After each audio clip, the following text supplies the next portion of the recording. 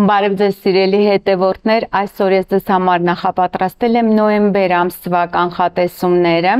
կխոսենք ինչպես կենդանակերպի նշանների համար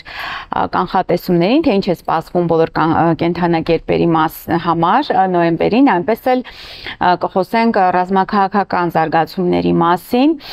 Պետք է ասել, որ նոյեմբերը ընդհանուր առմամբ այն ամիսն է, որը ըստ էության ներկայացնում է մարդկությունը եւ աշխարհը խավարումների դժնդակ միջանցքից հետո, այսինքն մենք գիտենք, որ վերջին այս տարվա խավարումը տեղի ունեցավ հոկտեմբերի 29-ին եւ իհարկե դա լուսնային մասնակի խավարում էր եւ դրանից հետո արդեն նրա ազդեցությունը նոյեմբերի ընթացքում եւս տարածվում է։ Արևի խավարումը հիշեցնեմ, որ հոկտեմբերի 14-ին էր տեղի ունեցել։ Իմիջիայլոց արևի խավարումը այս անգամ օղակաձև խավարում էր, որը առավելապես ավերիչ խավարում է համարվում թափս ավանդական աստղաբանության մեջ, հենց օղակաձև արևի խավարումները համարվում են առավել վտանգավոր եւ ավերիչ։ Բավականին բարդ ընթացքի մեջ ենք մտել, սիրելի բարեկամներ,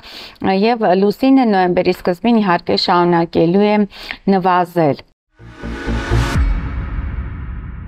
Նոյեմբերի 4-ին առաջին աստղաբանական իրադարձությունը տեղի կունենա, կանգ է առնում ավերիչ չարաբաստիկ Սատուրնը ձկներ աստղակերպի 0 աստիճանում։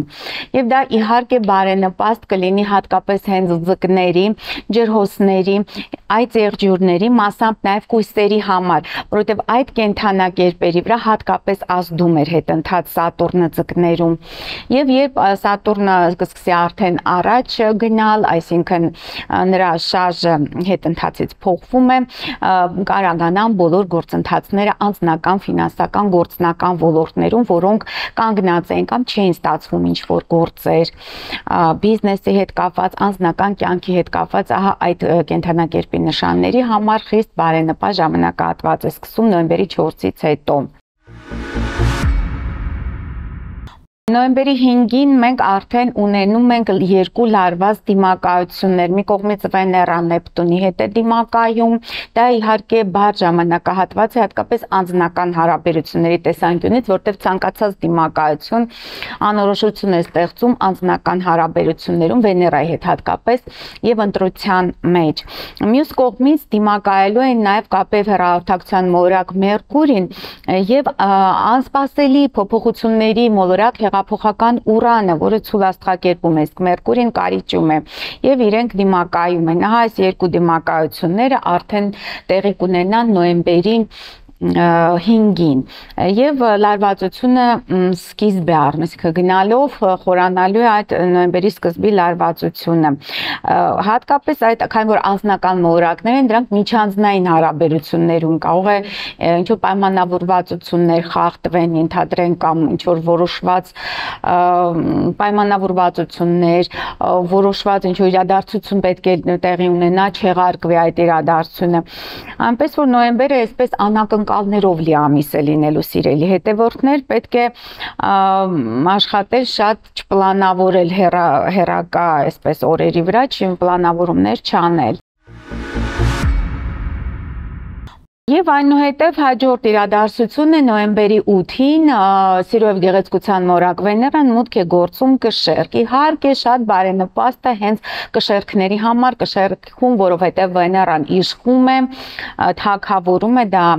Վեներան տանուտերն է համարվում կշեռքի։ Բարենպաստ է նաեւ բոլոր օդի նշանների համար, ինչպես երկվորյակների, այնպես էլ ջրհոսների համար, եւ լավ է նաեւ կրակի նշանների համար բացառությամբ խոյերից, որովհետև խոյերը բարձր է հավանականությունը, որ խնդիրներ կունենան իրենց գործընկերների կամ զուգընկերների հետ։ Եվ իհարկե այս տեսակ Վեներան, օդային Վեներան անբարենպաստ է ջրի եւ ուրեմն հողի նշանների համար։ Բացառությամբ կույսերին ֆինանսական հաջողություն կբերի Վեներան կշեռք աստղակերպում։ Այնուհետև մենք ունենում ենք նաև ռազմաքաղաքական լարվածություն նոյեմբերի 11-ից սկսած, գիտեք, որ Արեգակը Մարսի հետ միացած է կարիճում, գրեթե ամբողջ նոյեմբերի ընթացքում շարունակվում է այդ միությունը, Մարսը դա ռազմի մոլորակ է, ակտիվության մոլորակ է, նախաձեռնության մոլորակ է, բավականին հզոր է կարիճում, որովհետև Մարսը համարվում է կարիճի տանուտերը։ Այնպես որ այս դիմակայությունները իհարկե իսկ գիտեք, որ ցուլ աստղակերպում մենք ունենք Յուպիտերի եւ Ուրանի միությունը մոտ են իրար եւ ահա այդ կարիճի եւ ցլի դիմակայությունները ստեղծելու են մեծ խնդիրներ, ինչպես ռազմաքաղաքական դաշտում առունալի հակամարտություններ, այնպես էլ տնտեսական իմաստով եւ նոյեմբերի 11-ից հետո բարձր է հավանականությունը տնտեսական զանազանությունների եւ ճգնաժամային իրավիճակների, որովհետեւ նաեւ իհարկե այդ ամենը արդեն նոյեմբերի սկզբից կզգացվի, որովհետեւ այդ ժամանակ արդեն իսկ նոյեմբերի 3-ին, 4-ին մենք ունենալու ենք Արեգակի եւ Յուպիտեր մոլորակի դիմակայություն։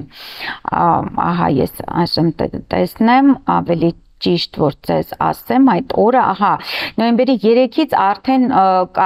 կայանում է այդ Արեգակի եւ Յուպիտերի դիմակայությունը եւ դա իհարկե խնդիրներ է առաջացնելու տնտեսական ոլորտում, արդեն սկսվելու են այդ ցնցումները եւ հատկապես նոյեմբերի 11-ից հետո ավելի այդ ամենը կխորանա, որովհետեւ արդեն իսկ Մարսը սկսում է դիմակայել հենց նոյեմբերի 11-ին, 12-ին Մարսը այդ ռազմի մոլորակը դիմակայում է Ուրան մոլորակի հետ։ Այդ դիմակայությունը կարող է առաջացնել զանազան վթարներ, զանազան բնական աղետներ կարող են տեղի ունենալ, վթարներ, խնդիրներ, խափանումներ հոսանքի հետ կապված, ավիացիայի հետ կապված, ճանապարհներին, գնացքների հետ կապված, այնպես որ նոյեմբերը լավագույն ամիսը չէ ճամփորդությունների համար, նաև պետք է զգուշացնեմ եւ հատկապես այդ ավիացիոն թռիչքների հետ կապված հնարավոր են խնդիրներ, ուշացումներ կամ ինքնաթիռների անսարքություն, դե Ուրանի Մարսի դիմակայությունը ստեղծում է խնդիրներ, նաև եթե ռազմական գործողություններն են, որովհետև նոյեմբերի 11-ից հետո ակտիվություն է լինելու արդեն գոյություն ունեցող այդ հակամարտությունների գոտիներում, հատկապես Իսրայելա-Պաղեստինյան այդ հակամարտության գոտում է, որովհետև գիտեք, որ Իսրայելը ցուլ նշանի տակ է ծնվել մայիսի 14-ին 1948 թվականին հռչակվել է Իսրայելը պետություն իբրև եւ բնականաբար այնտեղ Ուրանն է գտնվում Իսրայելի Արեգակի հետ, դա լարվածություն է ստեղծելու, այս պատերազմը ավելի արյունալի շարունակվելու է եւ այնտեղ լինելու են իհարկե նաեւ ավիացիայի կամ թափես օդային մարտեր, այսպես ասած։ Նաև անօդաչու թռչող սարքերի մասնակցությամբ ռազմական գործողություններ եւ այլն։ Գնալով իհարկե ուժեղանալու է այդ լարվածությունը, հատկապես նոյեմբերի 13-ին նաև, որովհետև նոյեմբերի 13-ին մենք ունենում ենք նաև նորալուսին, նոյեմբերյան նորալուսինը 20 աստիճան կարիճում Արեգակը միանալու է լուսնին եւ այնտեղ նաև Մարսը 22 աստիճան կարիճում մասնակցում է այդ բավականին բարդ օրը լինելու եւ դիմակայում է Ուրանը։ Սա հղի է եւ ռազմաքաղաքական լարվածություններով, արյունալի բախումներով եւ տնտեսական ինչ-որ ցնցումներով հնարավոր է նաև լուրջ ճգնաժամ սկսվի տնտեսության մեջ։ Միաժամանակ պետք է ասել, որ արդեն նոյեմբերի 10-ին Մերկուրին կապև հեռահաղորդակցության մոլորակ, Մերկուրին մուտք է գործում աղեղնավոր եւ իհարկե դա պետք է ակտիվացնի տարբեր երկրների շփումները, նաեւ դիվանագիտությունը, սակայն պետք է ասել, որ Մերկուրին լարված հարաբերակցության մեջ է մտնում Սատուրնի հետ միաժամանակ եւ դա բարդացնում է այդ բոլոր ընթացքները, բանակցություններ, պայմանավորվածություն, կոնսենսուսի գալու, ընդհանուր հայտարարի գալու բոլոր այդ փորձերը ցավալիորեն ձախողվում, այսինքն նոյեմբերի ընթացքում դժվար է այսպես կանխատեսել կլինի արդյոք խաղաղության պայմանագիր կամ կլինի այդ բախումների, լարվածությունների, օջախների մարում, կարծում եմ չի լինի, հատկապես նոյեմբերի 13-ից հետո Մերկուրին քառակուսի կկազմի Սատուրնի հետ, Սև լուսնի հետ, որը որ խնդիրներ է առաջացնելու այդ դիվանագիտական դաշտում հասնելու հաջողության։ Այսինքն այդպես կոչված խաղաղության պայմանագիր եւ այլն, ես կարծում եմ, որ նոյեմբեր ամսին եւս դժվար թե ստորագրվի։ Արևը Մարսի հետ դա ռազմական դիրք է, սիրելի հետևորդներ, այնպես որ դժվար թե թույլ տա նաև այդ դիրքը, որ համենայն դեպս մինչև նոյեմբերի 24-ը դա պահպանվելու է նաև մասամբ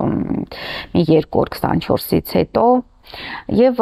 արևը Մարսի հետ ամբողջությամբ պիանում այդ ռազմի մոլորակի հետ դա տեղի կունենա արդեն իսկ նոյեմբերի 16-ին երբ այդ լարվածությունը ռազմաքաղաքական կհասնի իր գագաթնակետին։ Նոյեմբերի 16-ից հետո իհարկե մասնակիորեն նվազելու է այդ լարվածությունը, ինչ որ չափով նվազելու է եւ մինչև իհարկե նոյեմբերի 22-ը, նոյեմբերի 22-ին Արեգակը մուտք կգործի աղեղնավոր։ Երբ մուտք կգործի աղեղնավոր եւ հետո նաեւ Մարսն է մուտք գործելու աղեղնավոր, իհարկե այդ ժամանակահատվածը նոյեմբերի 22-ից հետո սկսում է բարենպաստ դառնալ հատկապես հրեղեն կենդանակերպերի համար, ինչպես աղեղնավորների, այնպես էլ խոյերի եւ առյուծների համար։ Մորակների կույտը աղեղնավորում, այսինքն Մերկուրին, Արեգակը եւ Մարսը նոյեմբերի 24-ից հետո գտնվելու են հենց աղեղնավորում։ Ինքը բարենպաստ է նաեւ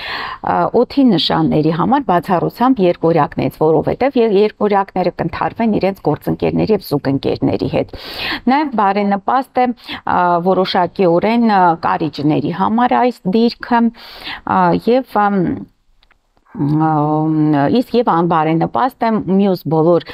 ջրային նշանների համար, այսինքն խեցգետինների, ձկների եւ հողի նշանների համար, մասնավորապես շատ անբարենպաստ է այդ եղջյուրների համար նոյեմբերի 22-ից հետո, նաեւ գույսերի համար եւ ցուլերի համար եւս այնքան էլ բարենպաստ ժամանակահատված չէ։ Եվ ահա մոտեցանք արդեն իսկ նոյեմբերյան լիալուսնին, որը տեղի կունենա նոյեմբերի 27-ին, այստեղ եւս բավականին լարված է այս լիալուսինը, որովհետեւ Մարսը միացած է դեռևս Արեգակի հետ եւ նաեւ Սատուրն մորակի հետ, եւ Լուսինը եւ Արեգակն ու Մարսը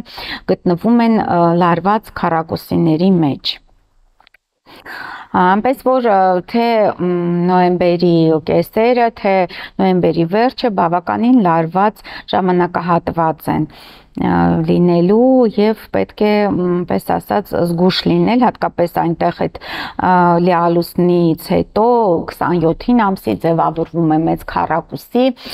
Սատուրն եւ Սև լուսնի մասնակցությամբ նաեւ, որը իհարկե չարագուշակ, այսպես ասած խորհրդանիշ է, խորհուրդ է պարունակում ավանդական աստղաբանության տեսանկյունից, այսինքն դեռ վատ ավելի զարգացումները առջևում են, հնարավոր է նոյեմբերի վերջին այսպես շատ